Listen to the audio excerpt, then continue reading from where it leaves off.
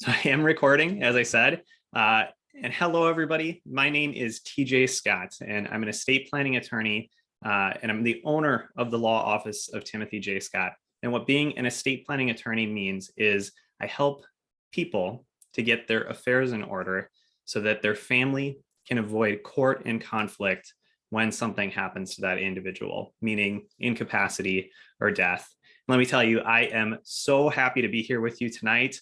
What a better thing to do at 7 p.m. on a Wednesday night. No, I'm really happy to have you here. I'm happy that you're here educating yourself about this topic, because I know that this topic can be something difficult to think about, something difficult to talk about. But I also believe that knowledge is power. And that's what I really want to give you today. I want to give you power. I want to educate you and empower you around this topic, and hopefully give you some peace of mind as well about some of the things that I'm going to talk about tonight. So I have a ton of valuable information that I have to give to you, or that I want to give to you. And I also have some valuable offers, if you'll stay to the end, that are going to help you to get a custom estate plan in place for the people that you love. So let's dive in.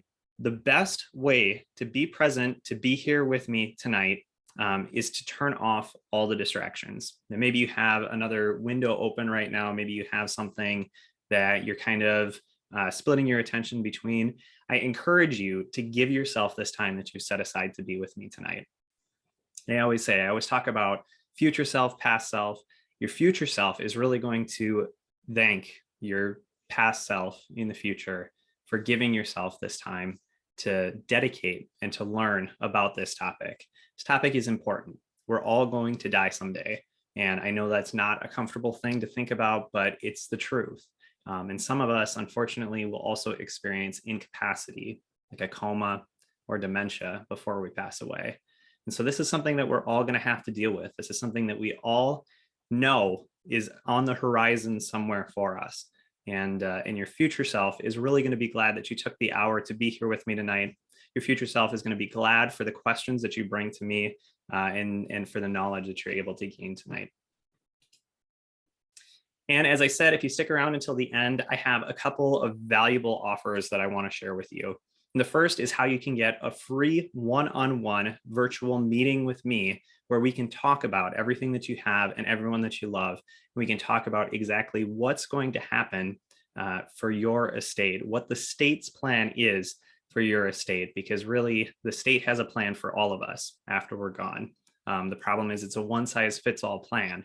And so sometimes it doesn't fit right, and it doesn't do what we want it to do. But we can talk about that, and we can talk about exactly what the state's plan is for you and how you can adjust that plan and make sure that it's a plan that you want for your family. Plus, I'm going to give you a bonus gift that's going to make it even easier to get a personalized and custom tailored estate plan done for your family.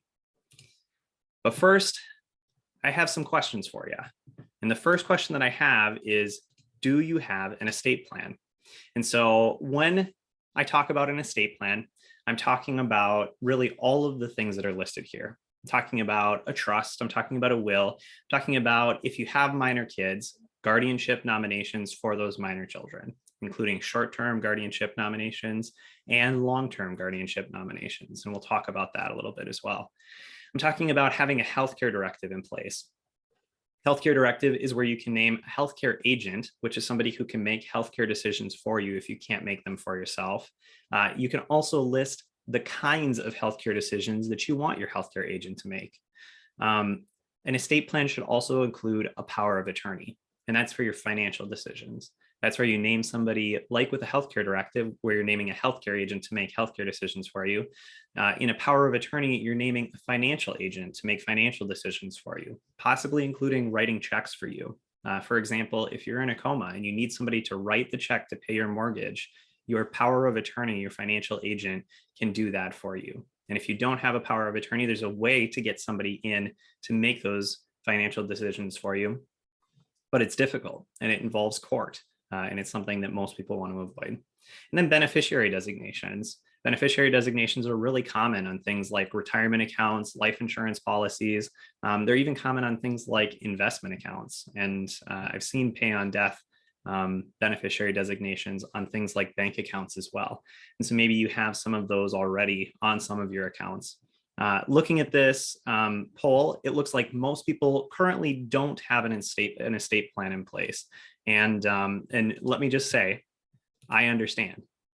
I understand that it's not easy to do, and we're all busy. But I'm curious, if you don't have an estate plan in place, which of these reasons resonates most with you?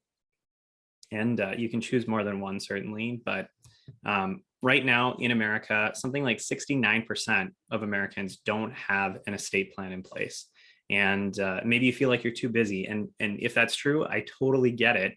You know, as an attorney and a father of three, life is really busy. I totally understand that reason. But if that's the case, again, I just want to commend you for being here tonight, being with me and taking these steps to educate yourself and empower yourself to get an estate plan started, to get the ball rolling. And again, I have a couple of offers at the end to hopefully help you keep that ball rolling and to make sure that you get it done. Maybe you feel like you're too young. And the truth is that anyone over the age of 18 should at least have some basic foundational estate planning documents in place. I was recently helping a young family where the father had passed away just far too early. And unfortunately, he left something of a mess behind for his wife and for his two daughters. And it's a really difficult situation. It would have been great if he would have had a complete estate plan in place. But it also would have been great if he just had some of the elements, some of the foundational elements of an estate plan, so that we would know where everything was and we would know how to collect everything and make sure that the girls were taken care of. But it's a difficult situation now. And maybe you think estate planning is too expensive. And I can tell you, I'm seeing some responses that yes, some people think that estate planning is too expensive. I completely understand that. You know, in our modern age, estate planning is getting continually more and more affordable for everybody. And really right now, estate planning is affordable for anybody if you're working with the right person. Before word processing, estate planning was really expensive, and it really was just for the very wealthy because forms had to be filled out in triplicate. And if you made a mistake on a will, you had to tear it all up and start again. But now with word processing, you know, we can make those edits and we can make sure that everything is correct in that document before we print it out. It's really less expensive than ever. And you can get an estate plan in place for a reasonable amount. Maybe you're worried about jinxing yourself. And I do see some people fessing up that they are worried about jinxing themselves. But let me just assure you, in the dozens and dozens of estate plans that I've worked on, I've never seen a correlation between somebody getting their estate plan done and having something terrible happen to themselves. I know it happens in Hollywood all the time that, you know, the last day on the job is at the police force type of situation. But it's just not something that I've seen correlated here in real life. And, you know, some people are saying not applicable. And so maybe that means that they have an estate plan in place and they are just dying to tell me about it. And this is the slide where you get to tell me that. So if you have an estate plan in place, or even if you don't have an estate plan in place, but one of these things jumps out to you, what is it that you're hoping to learn about tonight? Maybe you want to know if an online will is enough. Maybe you want to know if that do-it-yourself online will is okay and is going to take care of the people that you love. Or maybe you've completed an estate plan and you're just wondering, is it outdated? Has the law changed? Have my family situations changed to such an extent that I need to get this updated? Or maybe you've done a plan and you worked with an attorney who didn't really educate you, they didn't empower you, they didn't bring you along on the process of getting the estate plan done.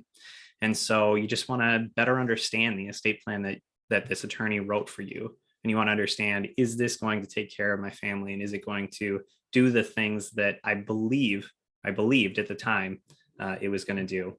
I also want to offer, if you can find the chat box or the chat icon, or if you want to ask in the Q&A section, if anybody has any other questions that they know that they really want addressed tonight, if they really want them discussed, I encourage you to put those there, and I'll make sure to answer them in due time here. Thanks everybody also for responding to the polls. I really appreciate that. And it really helps to direct what I'm talking about tonight.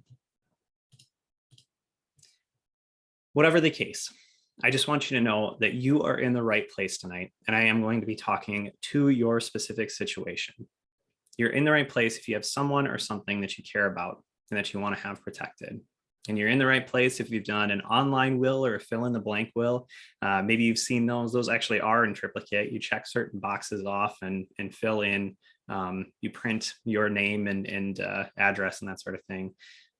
Maybe you want to make sure that that do-it-yourself will is going to work for your family when you need it to work for your family.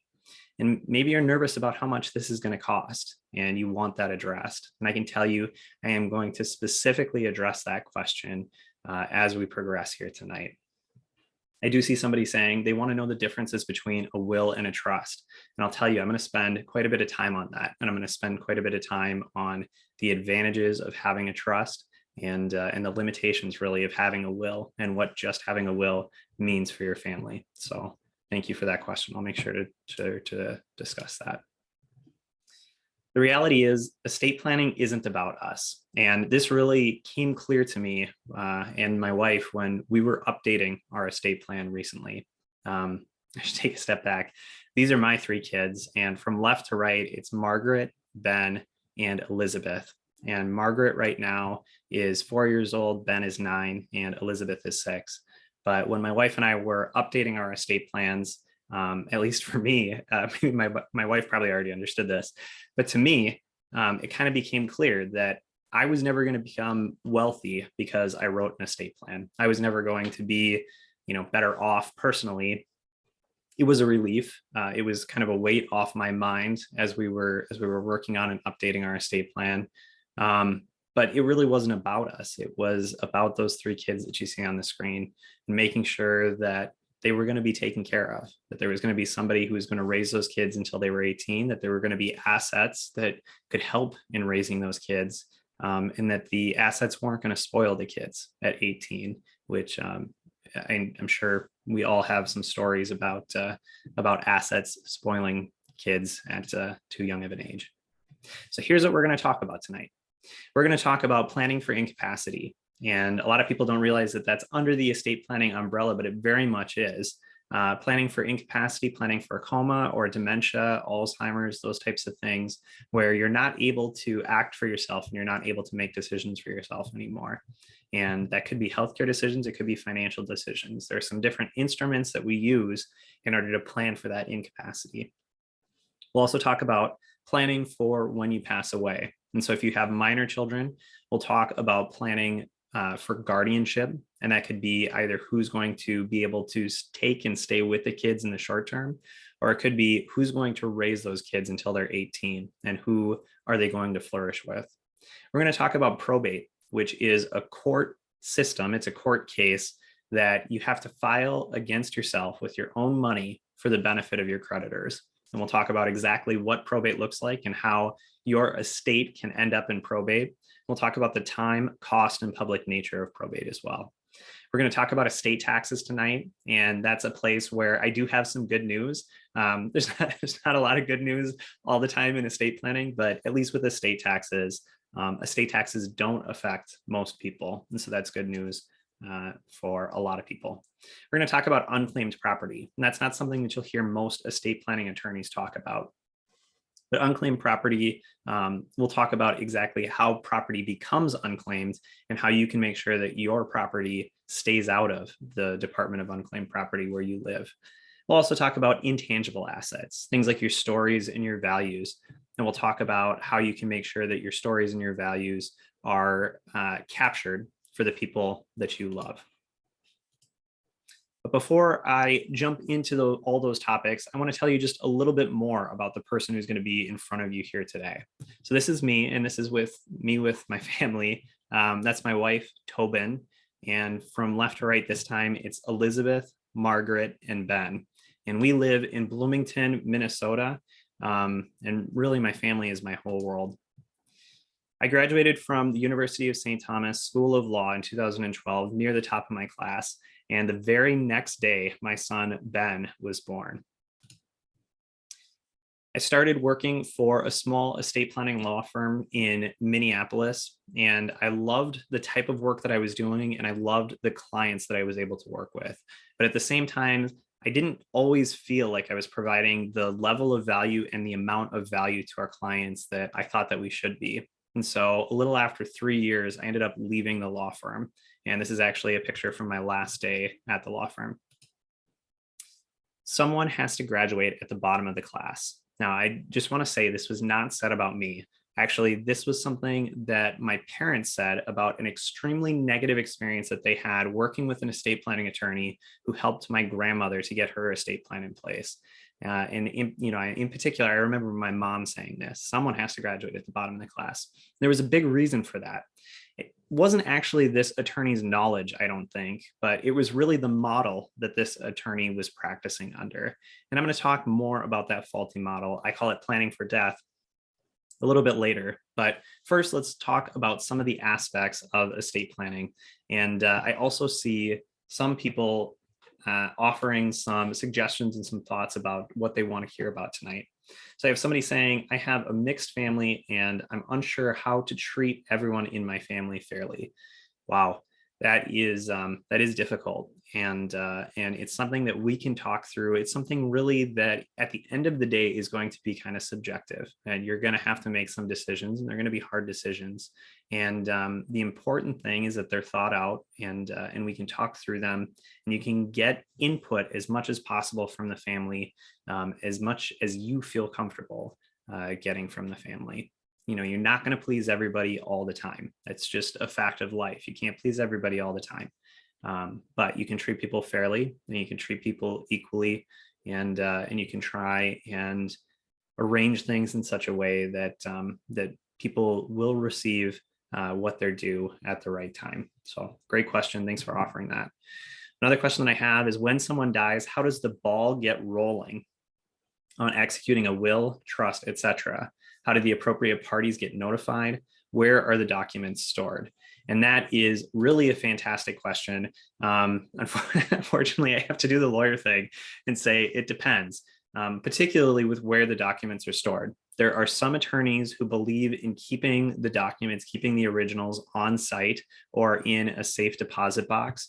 I'm not one of those attorneys. I believe in giving my clients the original documents, but I do keep an electronic record, an electronic copy of all of the documents that we've executed together. And so there's always a backup copy if something happens to the originals, that we can pull out that backup copy and bring it to the court and submit it if it needs to be submitted to the court. How do the appropriate parties get notified? How does the ball get rolling? It really depends on if you are working with a will or with a trust, if the trust has been fully funded. There are a lot of things that go into it, but generally we'll talk about the process of probate, and we'll talk about what probate looks like and how it works. It is a really good question. It's complicated. There are notification periods for wills. It's a little less organized with a trust. A trust contains its own rules about who needs to be notified and when they need to be notified. It's actually a very nice feature of a trust from a personal level, is that you can keep things more private, that you don't have to disclose as much information to as many people. So generally, to get the ball rolling, when somebody passes away, if you believe that you would serve in a personal representative role, if that person only planned with a will, or there isn't a plan available, that they don't have a will, they don't have a trust that you can find, things haven't been funded into a trust, and there's a process called probate. And generally you go to an attorney prepares some paperwork, including a petition or an application for probate, and you file that with the probate court in the county where the decedent was domiciled.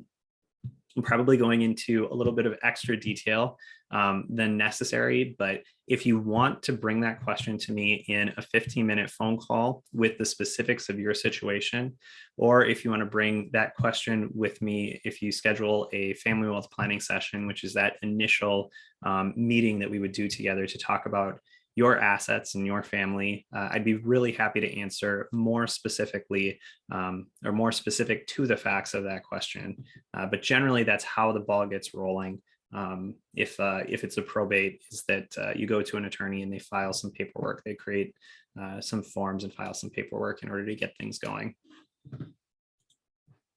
All right, let's talk about guardianship. And I want to ask this question here. You should see another poll pop up asking which of these categories best describes you. Are you single without kids, single with young kids, single with grown kids? Where do you fall here?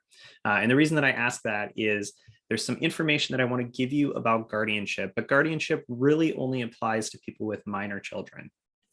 And so it's something that I want to talk about regardless, at least briefly, just so that you have this information and you have this information for, the people in your sphere, the people that you care about.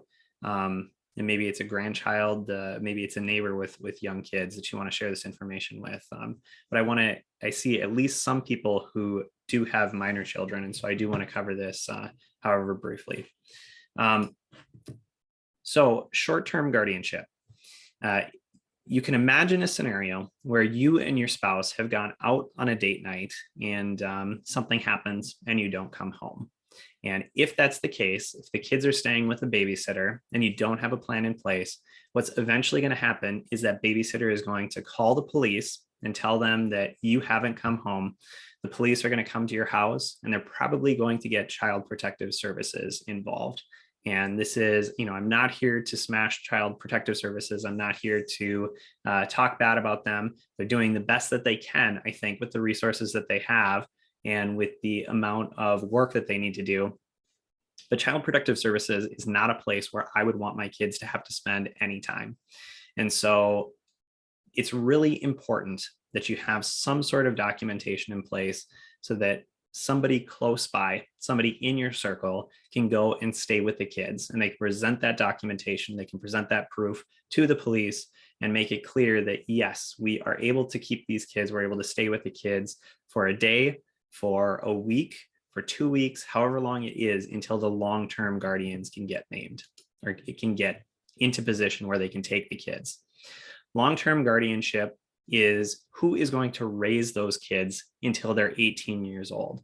And a lot of times those guardians are distant. Sometimes they're out of state. And so it's really important to have that short-term guardianship in place so that somebody has that legal right to stay with the kids until the kids can be delivered to the long-term guardians. And for long-term guardianship, if you don't have documents in place, there is a plan. And the plan is that a judge is going to decide. And unfortunately, it might be a plan that you don't like. A lot of times I say, nobody wants the kids to go and stay with Uncle Larry. And that's, not to poor Uncle Larry, but nobody wants to, we all have somebody in our family that we know that the kids probably would not thrive with. They wouldn't flourish with that person. They wouldn't be their best self until age 18. And we know that, and we know that about our kids. If we have minor kids, we probably know who they would best, jive with and who would take the best care of them.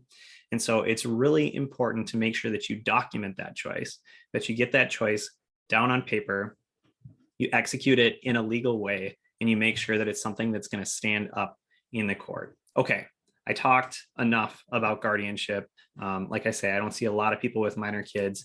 If guardianship is a concern for you, or if you have somebody in your sphere that you think guardianship should be more of a concern for, I hope that you'll reach out to me or send that person to me so that I can help them out and help them make sure that they have those guardianship documents in place.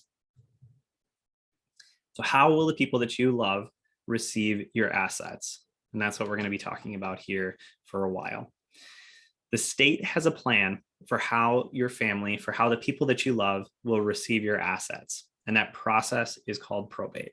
And I talked a little bit about probate before, but probate applies if you don't have a plan in place at all. If you haven't executed any estate planning documents, then probate is the process that your estate will go through. What a lot of people don't realize is probate is also the process that your estate will go through if you have done your planning with a will alone.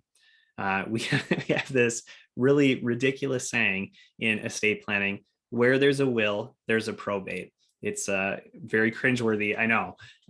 But if you are planning with a will alone, you are guaranteeing that your heirs are going to have to go through probate, because that's the process where that will is read and interpreted. And it's also the process where the court makes sure that any creditors you had during your lifetime get paid what they believe that they are due. There are some things about probate, even besides what I just said, that make it really a bad situation. First thing is probate is extremely slow. Probate in Minnesota takes a minimum of 6 to 12 months, and oftentimes it's longer. Right now, I am having a very difficult time hearing back from the probate courts. Everything is just bogged down and delayed because of all of the rigmarole for the last 2 years. Things are just very slow moving through the probate process. More often, I'm seeing things taking 12 to 18 months to actually get through. And that's not a great thing if you want things to be simple for your family, if you want things to distribute out quickly and be resolved quickly for your family. If you want things to be resolved quickly, you don't want them going through probate. Probate's also very costly. There are attorneys' fees and executors' fees and appraisers' fees, bond premiums. There are all these different fees that get added in. And it's kind of like when you sell a house and there are all these fees that are added in because it's a big transfer of money, it's a big transfer of wealth. And so a small percentage of that big transfer ends up adding up to a lot of money. In Minnesota, we have a way of averaging about what probate is going to cost your estate. And what we estimate is probate costs on average 3 to 6% of the gross value of your estate. So you can imagine if all that you have is a house that's worth $400,000, and I recognize for a lot of people, that's a very nice house. But if all that you have is your house worth $400,000, already probate is going to cost your estate somewhere between $12,000 and $24,000 to get through that process. It's very expensive, and you'll actually have an opportunity to calculate what your probate estate what your estate going through probate might actually cost in just a minute. But again, it's really important to remember that probate is necessary if you don't have a plan in place. Probate's also necessary if you've planned with a will. And so unfortunately, it ends up covering a lot of people.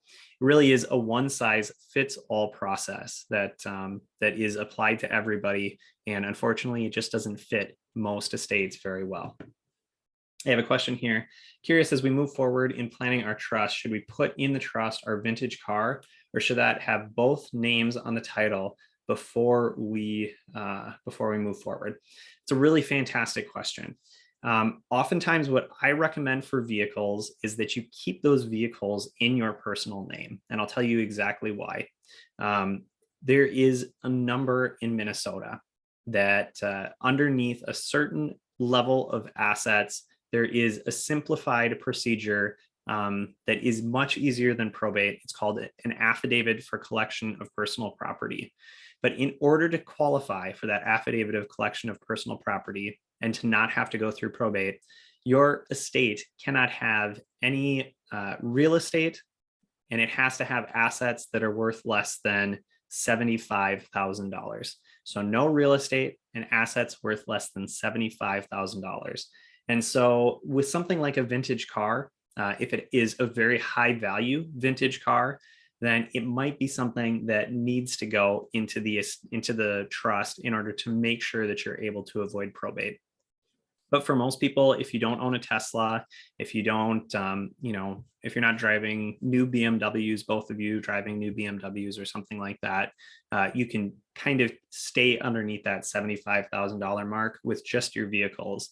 And again, you can transfer those in a pretty easy way, or your family can transfer those in a pretty easy way after you're gone. So that's what I generally recommend. But again, it depends on the person and it depends on the value of that vintage car. Probate is also public. And so here I have the last will and testament of Anna Nicole Smith. And maybe you remember her. We haven't heard a lot about her for a long time, but wills are totally public.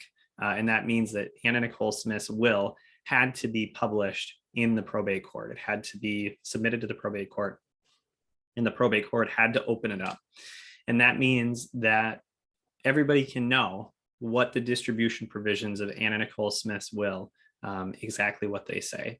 And everybody can know who was named as personal representative in Anna Nicole Smith's will, and who, I mean, you can also find out who actually ended up serving in her probate.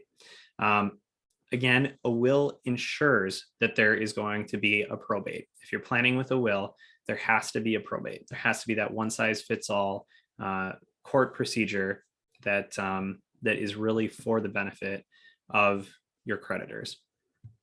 Something unnerving to think about is that in a probate, you need to file a document called an inventory, and you also often need to file something called a final accounting. And so even if you're not filing that final accounting, there's information in there about who assets are going to be distributed out to. So you're filing what assets are in the estate. You're also filing who those assets are going to. And we all know that there are predators out there, unfortunately, who look for that information and can try and capitalize on that information for people who are receiving a lot of money and might not be ready for the responsibility that that entails. It's a really sad world that we're living in, but unfortunately, that's a reality that we're currently going through. Minor children will also receive assets at 18 and unprotected. And we all probably know a story or two about people who have received assets at too young of an age. But if you don't have an estate plan in place, or if you don't have provisions in your will or trust that say the assets are to be held in trust for a period beyond 18, then unfortunately your minor children might receive those assets at 18. And I always like to say, I think that I was a pretty mature 18-year-old, but I know exactly what I would have done with an inheritance. I would have bought a Corvette and I would have driven really fast down 494. I just know that's exactly what I would have done, because that's where my head was at. I was, you know, even if I was a mature 18-year-old, I still wasn't mature.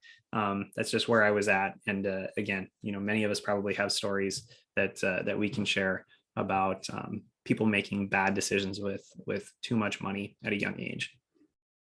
Okay, so here's your opportunity to calculate your probate estate. And here I have just kind of an example. It's not necessary that your assets be as big as these are, or you know, as small as these are, whatever perspective you're coming from. This is just an example of what probate might cost with some example assets. So here you can see I have a family home, I have a rental home, I have some furniture and household goods, and we all have, you know, something that is in our home, some kind of personal property. I have automobiles, I have some stocks, bonds, bank accounts, some bank accounts and investment accounts, and then I have a business interest here as well that's pretty sizable. And you can see that the total here comes to $850,000. Well, you can get 5% of that number very quickly by moving the comma over one place and then dividing that number in half. And so that's how I got $42,500. That's 5% of $850,000. And my guess, that's probably a little high for what the probate is going to cost, but it does give you kind of a picture of what probate might cost. To add a little complication to this, if you have minor children who are beneficiaries on your assets, so things like life insurance and retirement accounts with beneficiary designations on them generally would not have to go through probate. But if they are payable to a minor can't receive those assets. And a conservator needs to be appointed who can receive those assets. And so there is an added complication where those assets are going to need to go through another court procedure. And you can see here how that really increases the cost of this probate. Having $1.5 million in life insurance and retirement accounts really escalates that probate cost, court fees, and all kinds of things. Good news. It is possible to avoid probate. And in fact, there's a foolproof way to make sure that you can avoid probate. And that way is by fully funding a living trust. A living trust is an agreement that an attorney writes for you. And it's an agreement between three parties: the person creating the trust, the person with control of the trust, and the person who can benefit from the trust. And during your lifetime, you're going to be in all three of these roles. You will always be the creator of your trust. You will be the trustee, the controlling person, the person with control over the trust for as long as you have capacity and as long as you stay alive. You'll also be the person who can benefit from the trust until you are gone, until you die. You will be the person who is able to benefit from the trust. So that's the agreement. It's kind of strange that you're writing it between three parties who are the same person, but that's the way that trusts work. And eventually you're going to have another trustee step in, a different person who can exercise control over the trust. You're also going to have a different person step in as beneficiary. And that's where you're able to include the people that you love. You're able to include your family so that they're able to receive something and benefit from your trust down the road and make sure that you pass those assets to them. But you write this agreement, and this agreement can then hold assets. And this is exactly what that means. You go to your investment, your brokerage, whatever it is, and you retitle those investment accounts in the name of the trust. So you put the trust's name on there. You take off your name and you put the trust name on there, and you're still holding it as co-trustee or as trustee of your trust. You go to the bank and you do the same thing. You're going to retitle your bank accounts in the name of the trust. You're going to take your name off of your bank account and put your trust's name on that bank account. And again, I say take your name off. You're really keeping your name on there as trustee or as co-trustee who is able to exercise control over the trust. So you're really maintaining control of it. You're really keeping your name on there, but you're keeping your name on there in a specific role, in a separate role as trustee. You're going to execute deeds to real property. And so that's a quitclaim deed that takes your house, that takes your property or your cabin or your rental property, whatever it is, and takes that asset and transfers it into the name of the trust. And that's, again, really important to do. By transferring it into the name of the trust, you really are relieving it from that probate process, because somebody can step into the successor trustee role and make sure that the house is taken care of, make sure that everything is wrapped up, and even sell the house and keep the proceeds in the trust or distribute the proceeds out of the trust, whatever the trust dictates, whatever that agreement says should happen to the house, whatever that agreement says should happen to those proceeds from the sale of the house, if that's what's going to happen, that's what gets to dictate. That's what gets to be exercised by the trustee, by that person with control. Fully funding a living trust also means transferring stock and bond certificates into the name of the trust. Assigning personal property into the name of the trust with something like a bill of sale or an assignment of personal property, and changing life insurance and retirement account beneficiary designations so that those items are no longer payable to a person, but they become payable to the trust, so that the trust will hold the proceeds from those retirement accounts and the proceeds from the life insurance policy and distribute those assets out, again, according to the dictates of the trust. That's how that's handled. I know that's a lot, and I know that it's not a perfectly easy thing to understand. But another way that I've heard it described is as a wagon. And you can imagine loading your assets up, or you can imagine loading your toys up into a red wagon, and you pick up the handle and you start moving on down the road, and you're dragging it behind you, and everything is staying in the wagon. Well, if you drop that handle, if something happens to you and you die and you drop that handle, somebody, your successor trustee, can come along and pick up the handle, and everything is still in that wagon. Things don't need to be collected. Everything is still contained. Everything is still fully funded in that wagon. And they can carry on just like you were carrying on with walking with that wagon pulled behind them. And that's a good analogy, or that's a good simile. I don't know, facsimile, whatever it is, for what a trust is. Keeps all your assets together. and it provides a way for somebody to continue on after you're gone. So here we're going to have an opportunity to calculate your estate tax. And again, this is where I get to give everybody some really good news. In the United States, on a federal level, we have an exemption of $11.7 million from estate tax. And so that means if you die with an estate worth $11,700,000, you don't pay anything in estate tax. Once you get above that number, you do start paying an estate tax.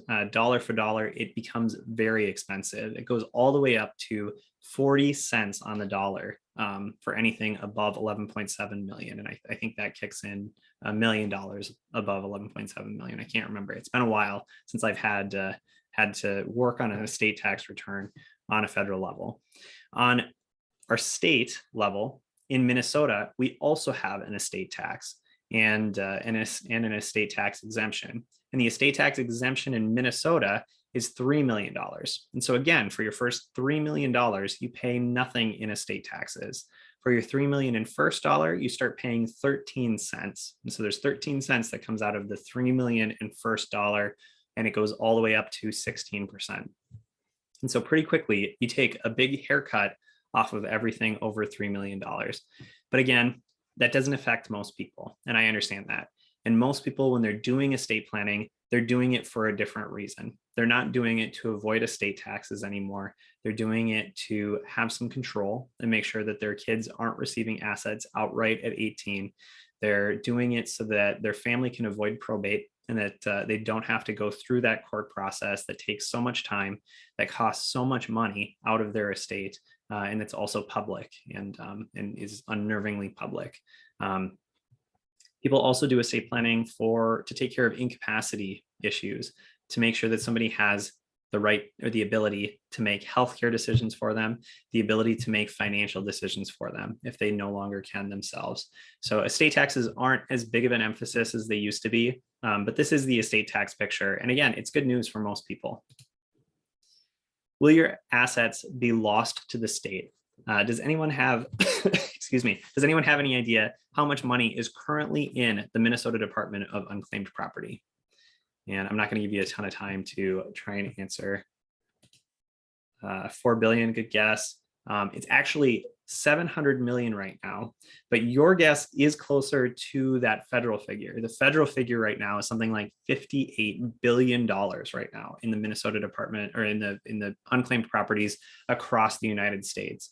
And a big part of how those assets get there is that somebody passes away and their heirs, their family, isn't sure about everything that they had.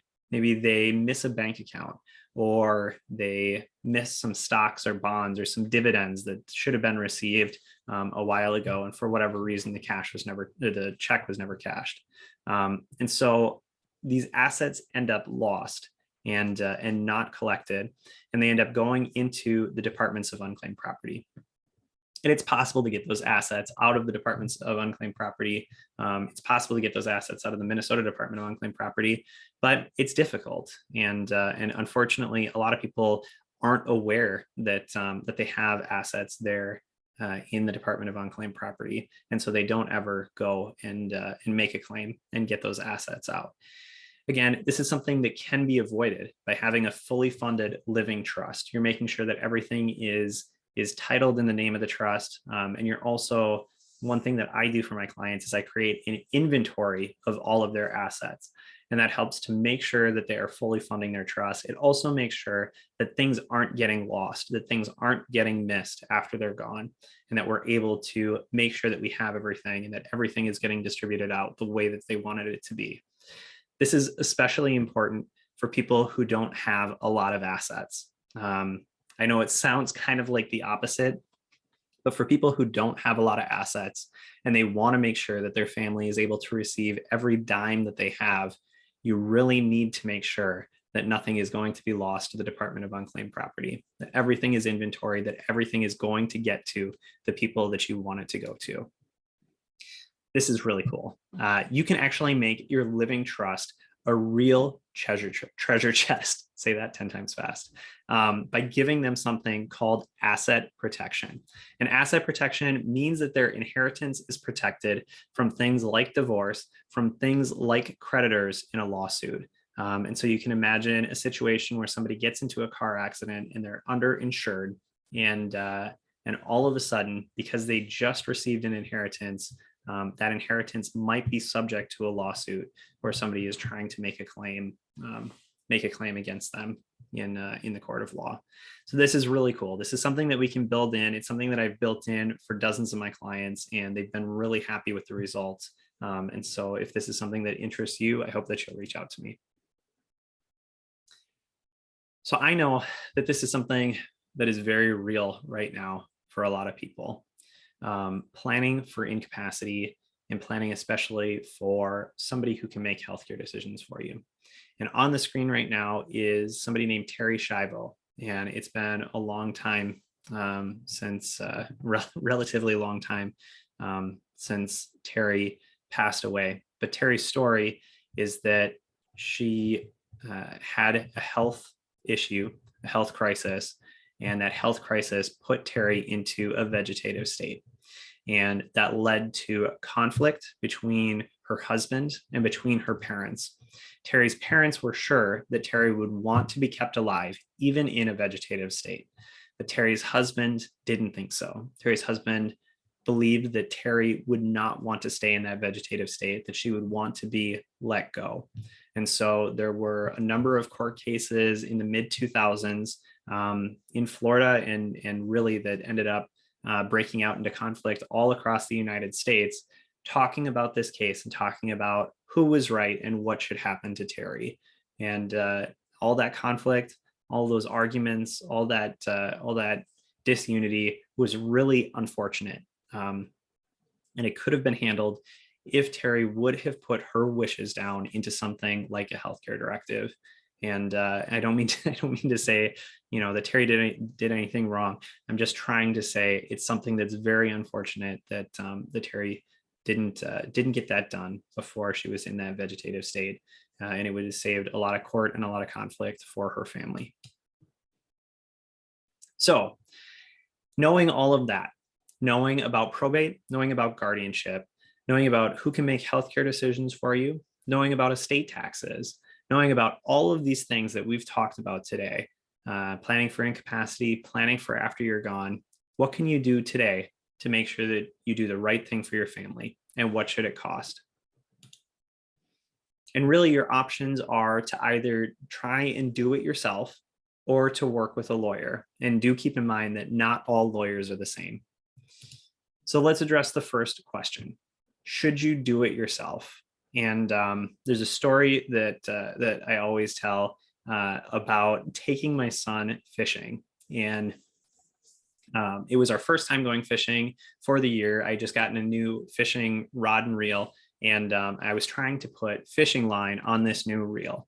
And I had it down in the basement, and I was wrapping it. I thought that I had it all ready to go. And I get up from sitting down, I let go of the reel, and all of a sudden the fishing line just starts jumping off of the reel. I don't know if I put it on wrong, if I put too much on. I still don't know exactly what the problem was, but I know that I was trying to do it myself. I thought that I had it down, and unfortunately, I realized I made a blunder somewhere along the way, and it wasn't working the way that I thought it should work. And let me just say, that was okay, right?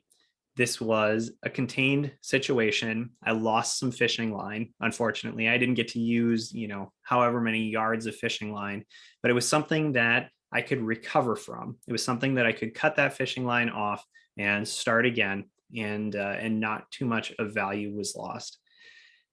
Estate planning is a totally different matter. You aren't going to know if your estate plan is going to do what you want it to do until you're gone. Your estate plan isn't going to see the light of day. It's not going to be tried and tested until you're gone. And so if you want to make sure that your estate plan is going to do exactly what you know is best for your family, you don't want to do it yourself. You really want to make sure that you're relying on a trusted professional, somebody who's been doing this for a long time and has seen how estate plans have worked out and seen what makes an estate plan effective and what makes an estate plan ineffective. And so just keep that story in mind as we're going through these things. But would you benefit from working with a lawyer? And I would say if you own more than just your personal belongings, if you own more than just cars, clothing, jewelry, furnishings, if you start to own things like a house or significant assets in an investment account, significant retirement savings, big bank accounts, if you start to own more, or a business in particular, if you start to own more than just those personal belongings, then you would definitely benefit from working with an attorney. If you want to ensure that the people that you love stay out of court and out of conflict, and that they have someone to turn to when something happens to you, and someone who can tell them exactly what needs to happen legally, then you really need to work with an attorney. If you want a kids protection plan, which includes a short-term guardianship, a long-term guardianship, as well as a medical power of attorney for your kids, and a whole lot more, including instructions to your guardians, instructions to your caregivers, then you really have to work with an attorney. If you want to avoid probate, or you want to avoid estate taxes, then you really need to work with an attorney. And if you want to protect your children's inheritance in something like an asset protection trust that would protect it from divorce and protect it from lawsuits, then you have to work with an attorney. There's no other way to do it. If you want to guarantee that your plan is going to work when your family needs it, when you're not there, and they are hoping that everything is going to be wrapped up nicely and neatly and simply, then you really have to work with an attorney to have that guarantee. And I've added this as well. If you want to give your assets to someone other than your kids, you really need to make sure that those provisions are written in the right way, and that they're going to be honored when it comes time to honor those provisions. Someone has to graduate at the bottom of the class. Again, I'm bringing this phrase up again because I want you to know not all estate planning attorneys are equal. And I reference my parents' experience with my grandmother's estate planning attorney and the difficulties that they went through. But again, I don't think that he graduated at the bottom of the class. I think he was just working from a faulty model, a traditional estate planning model. Again, I call it planning for death. And this is the typical experience. In a typical experience, you have form documents that the estate planning attorney is working from, and they're just kind of set it and forget it. You think once you've put your name on it that you don't have to worry about it anymore. Typical experience isn't going to keep money out of the Minnesota Department of Unclaimed Property. That's just not something that a typical estate planning attorney or traditional estate planning attorney is even thinking about. In a typical experience, you might avoid probate, you might not, and I have a lot of stories about that, where even if a typical estate planning attorney is writing a trust, sometimes they're not taking the extra steps, the necessary steps to make sure that probate is going to be avoided. And honestly, sometimes that actually benefits that estate planning attorney, because often that probate work ends up coming back to that estate planning attorney, and then they're able to collect fees, not just on the estate planning portion, but also on the back end, on the getting the estate through probate. And it's something that is really ugly. I don't think most estate planning attorneys are doing it intentionally, but it's something that's really ugly that I hate to see.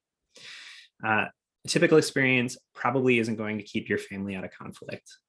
Most estate planning attorneys just don't get into family dynamics and learning about your family dynamics. It's just not something that they're focused on, and they're charging you an hourly rate. And so they're not going to take a lot of time to really delve into that and talk through those types of things. Typical experience is only going to focus on the money. It's not going to focus on intangible things like your stories and your values that oftentimes we value much higher than the assets that come out of an estate. It's going to leave assets to heirs unprotected without that asset protection that we talked about earlier. And the typical experience is not going to provide ongoing legal guidance. And that's really a big reason why I've seen so many trusts fail, is that any ongoing legal guidance that you might seek from that attorney is only going to be met with more hourly fees. And that is really not a good way to build an attorney-client relationship where you can be faithful, or you can be believe that your attorney is going to be accessible and able to answer your questions for you without charging you exorbitant fees.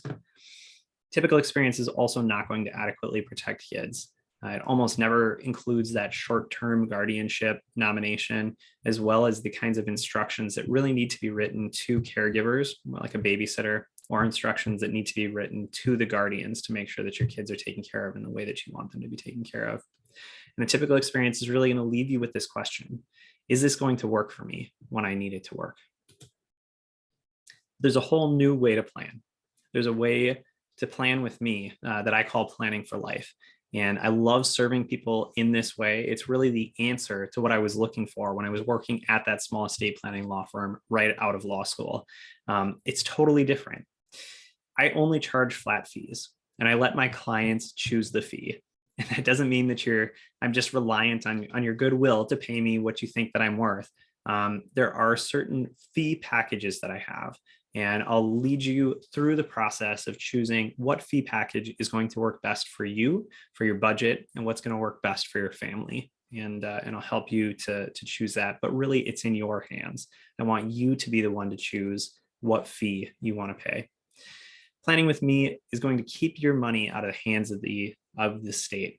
Like I say, I create an inventory of all of my clients' assets, and that's so important to do to make sure that nothing is lost, that everything is shepherded to the people that you want to have it. Planning with me means that you get to protect your kids totally. You get to protect them in the short term, that immediate person who needs to show up and make sure that they're taken care of. It also means taking care of them in the long term as well. Who's going to raise them until they're 18?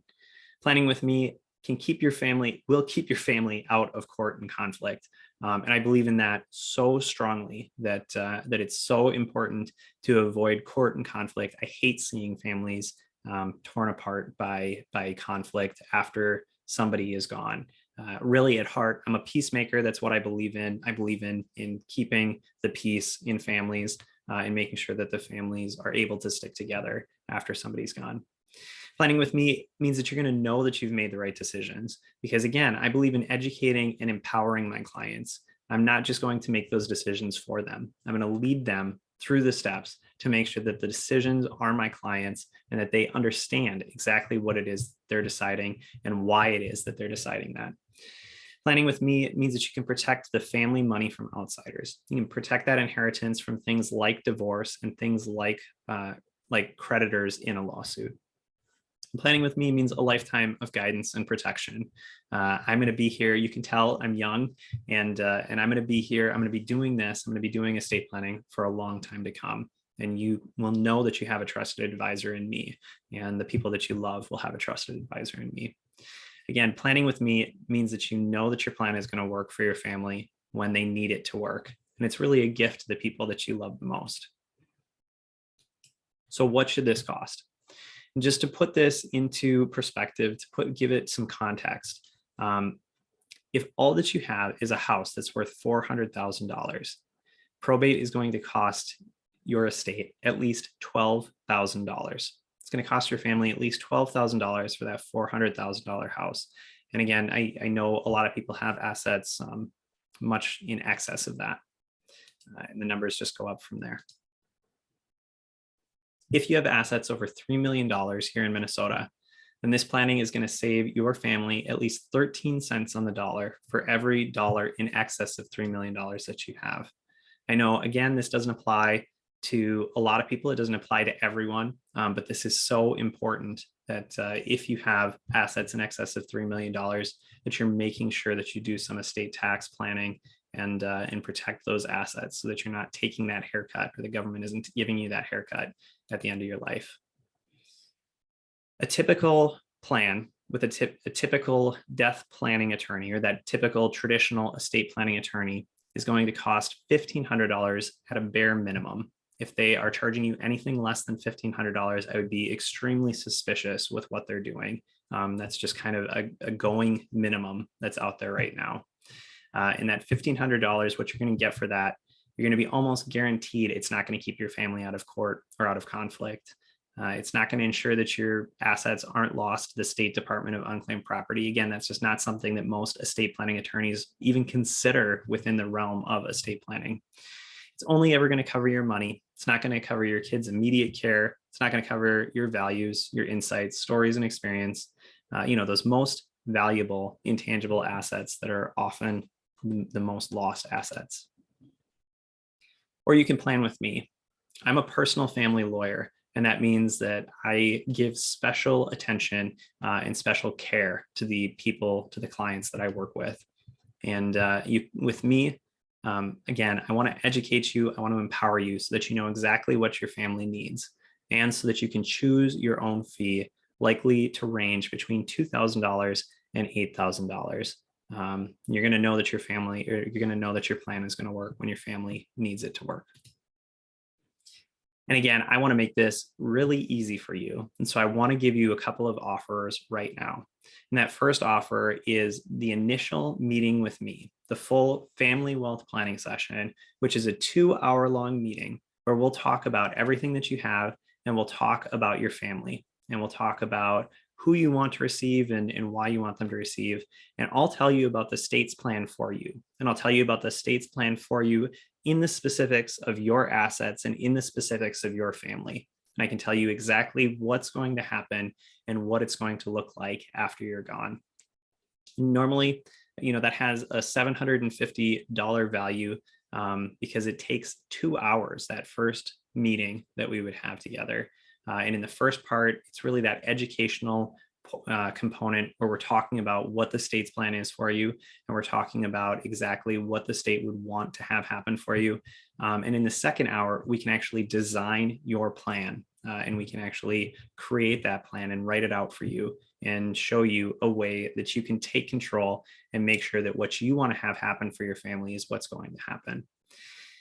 I want to give you that initial meeting for free. If you'll just do some homework ahead of time, I am very happy to take those meetings, and I love educating people and giving them the information. It is a no obligation meeting with me, and so you don't have to worry about that. It is no obligation. I would love for you to sign up with me and work with me as your attorney. And honestly, most people do after that meeting, because they see the value that I can bring, and they see the value that I can provide for their family. But it is a no obligation meeting with me. If you do decide to continue on and to do an estate plan with me, I'm going to take $250 off the estate plan of your choice if you will reserve your appointment by the end of the week. And the reason that I say that, the reason that I say reserve your appointment by the end of the week, which really means the end of the day, Saturday, is because this is a momentum thing. And I know that at the beginning, a lot of people said that they've been too busy to get an estate plan in place. And again, I completely understand that, and I completely honor that and respect that. But it is a momentum thing. And right now, you have the momentum. You're here. You've been with me for an hour. You've been listening to this and learning and educating yourself about this. And you are more empowered to deal with this than you have ever been before. And so I want to make sure that you continue that momentum, that you continue moving forward and getting your estate plan in place. And the next step to do that is to schedule that initial meeting with me. So again, please schedule it by the end of the week here. And I'm happy to give you that $250. So really, those are your next steps. The next step is to schedule with me, and I'm going to go ahead and drop my link in the chat box here so that everybody can see it, and hopefully everybody can click through it. If you don't see that link, I hope that you'll let me know, and I can make sure that that I get you the link specifically. I put a little QR code on here as well. And you should be able to pull up the phone app on your phone, and it'll say something like go to cleogrow.com ? And you just click yes, or click on the link, and it'll bring you through to my booking site. And that site has my calendar on it. You can schedule the full family wealth planning session with me, which again is 120 minutes or 2 hours. One thing that you'll probably see on my booking site is the fact that I don't have any availability left in September. That's not really a surprise. You can click view next month, I only have 2 appointments left in October right now. And even my November is starting to fill up. I only accept a certain number of clients every month. And that's because the work that I do is so personal and it involves so much of my time in making sure that, that you're continuing on the process and making sure that you have the attention and that you have the things that you need to continue on in the process. And because of that, I only accept a certain number of clients every month. And I'm really determined to continue to do that. And so again, you'll see that the availability is limited, but if it says something, you should see a pop-up that says something like view next month if there are no more appointments available in your month, or you should see little arrows where you can click through the months, October, November, December, better availability in December. But I did remember to block off Christmas at least, so that's good. January, there's availability as well. So take a look at that and find a time that is going to work best for you. Again, you have the momentum right now. And I really want to encourage you to get that momentum going. And that's why I want to give you not just that 2-hour meeting with me, where really you'll walk out of it more educated and more empowered, even than you have been tonight, because I'm going to tell you exactly in your specific circumstance what is going to happen. And I can give you that guidance. I can answer your questions one-on-one, even easier than I can answer the questions that have come through tonight. And I really want to do that. I really want to be there and be able to be that source of information for you and answer your questions. Speaking of which, I do see another question that came through. Can a trust really be guaranteed and be sure it does not get challenged? That's a fantastic question. There are some things that we build into trust in order to prevent a trust from getting challenged. It is possible. I mean, there are courts that will hear challenges to a trust, that will do trust interpretive work, where they will actually look at the trust and make sure that the trustee has been doing the right thing. But there are provisions that we build in, including a no contest clause. And that no contest clause says, if somebody is trying to fight about this trust, if somebody tries to bring this trust to a court, that person is no longer able to receive. And admittedly, that doesn't have a lot of positive treatment from the courts in Minnesota. But the idea is that if they see that, the hope is that just seeing that provision will be enough to scare them from actually bringing that case. And it is possible that it would be enforced by a court, especially if it's a frivolous or a not a good challenge, and it's wasting the court's time. So it is possible that something like that would be enforced. Fantastic. I see some people booking appointments, and I absolutely love it. Looks like some people booking into November, which is fantastic. Again, I want to encourage you to get on my calendar. I want to encourage you to open it up. And I understand that some people need to coordinate with spouse, need to coordinate with kids, all that kind of thing. That's no problem. I totally get it. That's why I'm going to give you until the end of the week in order to get onto my schedule.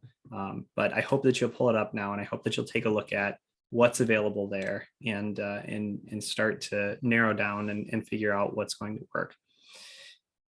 What does the family wealth planning session look like? That's a question that I often get. Family wealth planning session, again, is that 2-hour-long meeting where we devote the first hour to education and discussing different things like guardianship. And if you have minor kids, we'll talk about guardianship. If you don't have minor kids, we don't need to talk about that. But we'll talk about unclaimed property and who would be able to come in and gather your property and make sure that everything is included. We'll talk about probate and what probate would look like for your situation. We'll talk about incapacity, and we'll talk about healthcare decisions, who can make healthcare decisions for you, who can make financial decisions for you. We'll talk about the alternatives to naming somebody who can make healthcare decisions or financial decisions, and what the court cases look like for conservatorship and guardianship. And we'll talk about whether that's preferable or not. We'll talk about how you can leave assets to kids. We can talk about whether it makes sense to build in some asset protection. We'll talk about all of those things and so much more. I'll make sure that I answer your questions and that you're able to learn as much as possible. I see here, does the spouse need to be in this planning session? And I would encourage you that if you are going to plan with your spouse, I encourage you to have your spouse at the planning session. And that's just making sure that everybody is on board, that there are no secrets, that everything is exposed, and that we're able to talk about everything in a really open way. And so it is important, if you plan on planning with your spouse, to be sure to have them at that planning session. If you aren't planning to plan with your spouse, if you're planning to do estate planning on your own, which is something that you have the right to do, it's something that you can do, then they do not need to be at that planning session. But again, if you want to plan with your spouse, and that's really the majority of estate plans that I write for married people, they're planning with their spouse. The vast majority are planning with their spouse, although not always. And there can be reasons to plan on your own. But generally, yes, I would encourage you to have your spouse included in the planning session. One thing, does a trust have maintenance fees? That's a fantastic question as well. A trust that a revocable trust that I would write does not have maintenance fees. There are no maintenance fees that would need to be paid to me. There are no maintenance fees that necessarily need to be paid to the trustee. But that really depends on who you're naming as trustee. If you're naming an individual as trustee, or if you're naming a beneficiary as trustee, then oftentimes that person will serve without any compensation. If you're naming a corporate trustee, then there will be maintenance fees that corporate trustee will charge. And I've heard numbers, something like 1% of the assets in the trust, up to 2% of the assets in the trust annually, in order to maintain and manage the trust, the corpus, or the body of the trust. On a year-to-year basis, if you're talking about during your lifetime, are there maintenance fees that either I'm going to charge or that the bank is going to charge while you're serving as trustee? No, there are no maintenance fees. And if you have the trust distributing out after you're gone, then there wouldn't be maintenance fees there either. But there could be some sort of, oftentimes I encourage people to build in some reasonable fees, that the trustee is able to collect a reasonable fee. And the reason for that is it is a lot of work sometimes to administer a trust.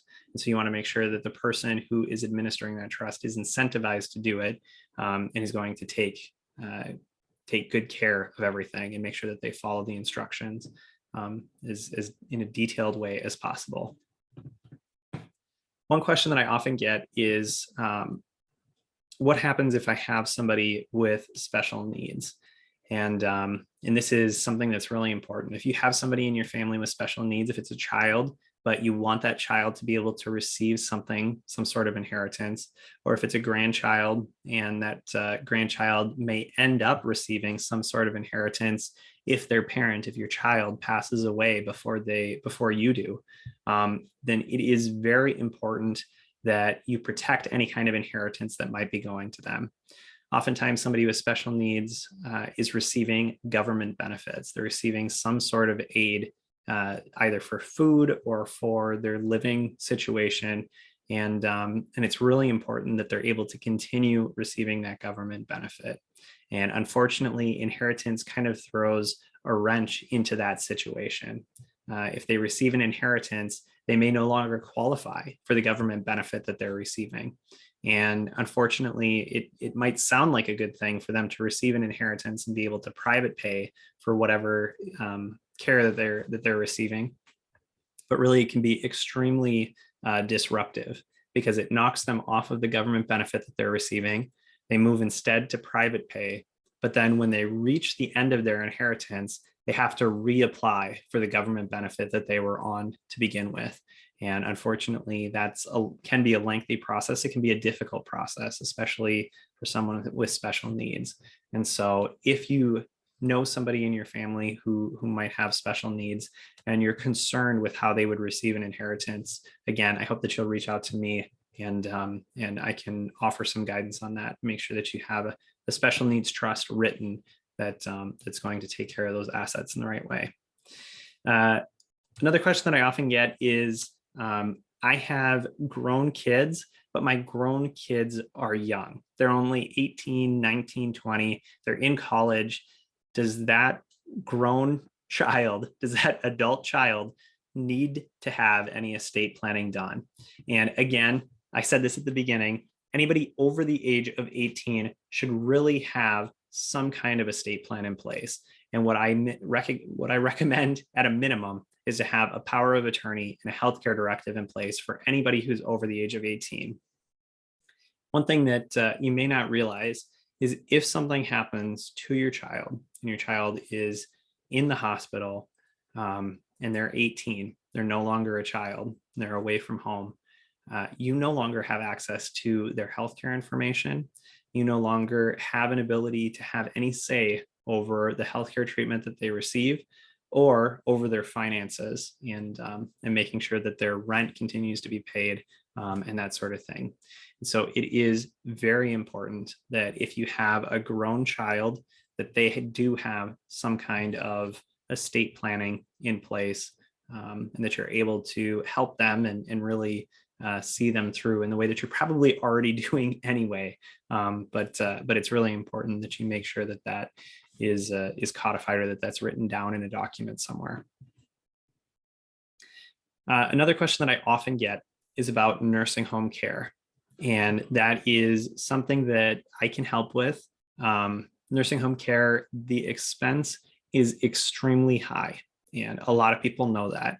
And a lot of people also know that long-term care insurance is very expensive and isn't a good option for everybody.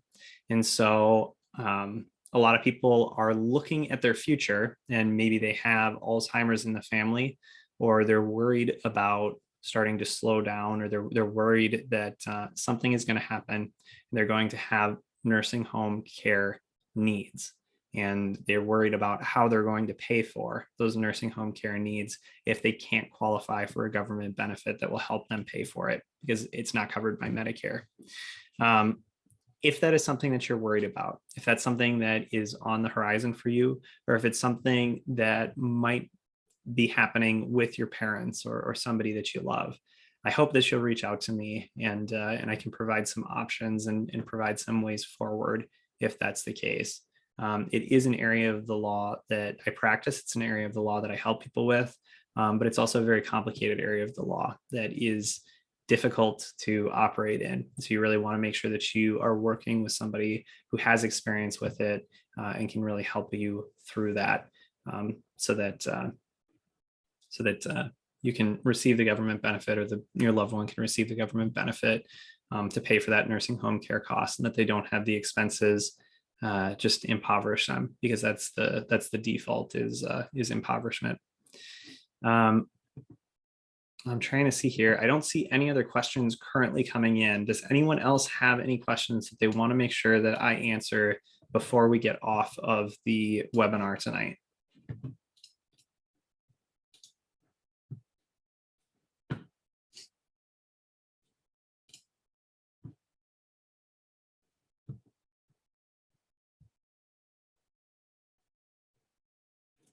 Oh, great question. What is a, excuse me, what is a revocable trust versus an irrevocable trust? That really is a fantastic question. A revocable trust is what I've been talking about tonight, where you are the person creating the trust, you're the person with the control over the trust, and you're the person who can benefit from the trust. An irrevocable trust means that you've given up some of those roles. Often you're still the person creating the trust, but you've given up the ability to control the trust, and you've given up the ability to benefit from the trust. And so we recently had a very good case come down in Minnesota that allows a way to plan for nursing home care costs by creating an irrevocable trust. And it means transferring assets out of your control and out of your ability to benefit from those assets. But because you're giving up that control, because you're giving up that ability to benefit from those assets, it's like you no longer hold those assets. It's like you've transferred them and taken them out of your hands, out of your control. And so that's called an irrevocable trust. It's called a Medicaid trust. It's also called a 5-year trust. And the reason it's called a 5-year trust is because medical assistance in Minnesota has a 5-year look back where they want to see if you've given any gifts in the last 5 years, if you've transferred any money to another person or to an irrevocable trust like this. And if you can make the transfer and then get past this 5-year window, then if your assets are held in the right way, you can qualify for medical assistance to help you pay for nursing home care costs. So you're able to transfer your assets to this irrevocable trust where you've given up some control and you've given up the ability to benefit from that trust. And because you've given those things up and you've waited 5 years, you're able to qualify for that government benefit. So that's one example of an irrevocable trust.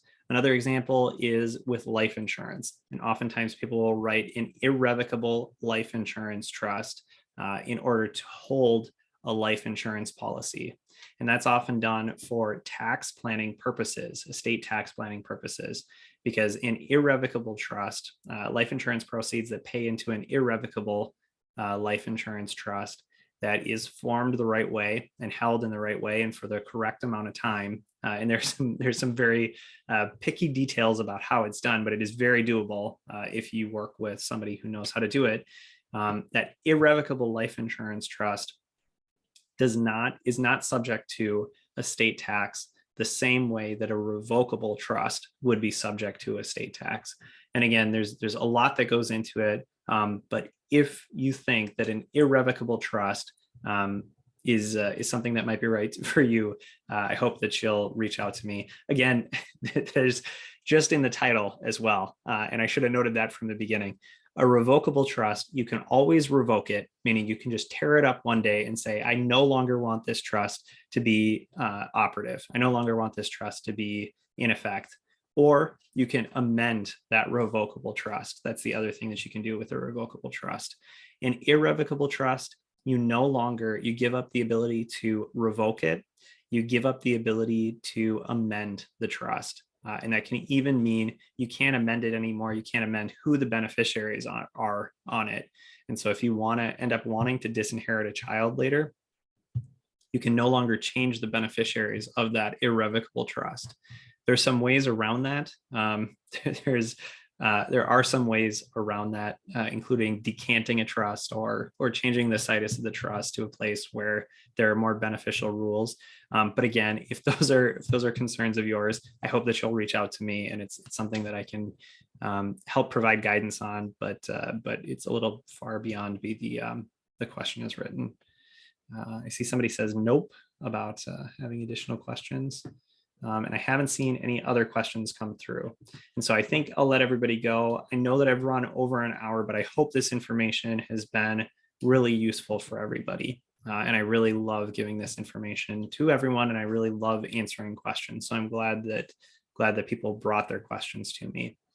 Again, my name is TJ Scott. I'm an estate planning attorney. I would love to work with you. I hope that you've clicked through and taken a look at my schedule. And I hope that you've found something that is going to work for you. I hope that you're ready to take the next step to make sure that things are in place for your family, so that your family is protected when you can't be there to protect them, meaning you're either incapacitated, in a coma, or you've passed away. I am really looking forward to serving you, and I really appreciate you for joining me here tonight. I'm going to go ahead and end the webinar now. So have a great night, everybody, and take care.